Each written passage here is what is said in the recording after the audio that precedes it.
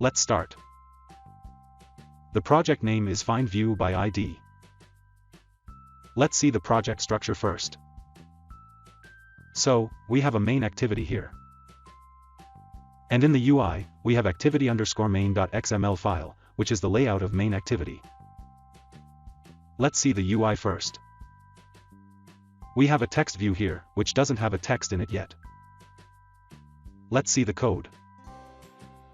So we have constraint layout as our root layout.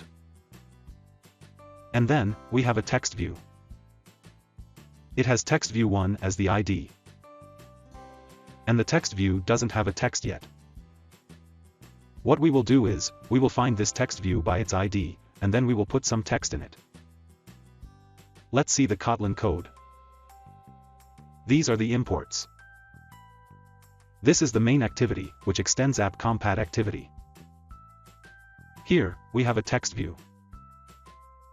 Then, we use the find view by ID function to get the text view component, by passing its ID text view 1 in this function. Finally, we can put some text in this text view. Let's run the app.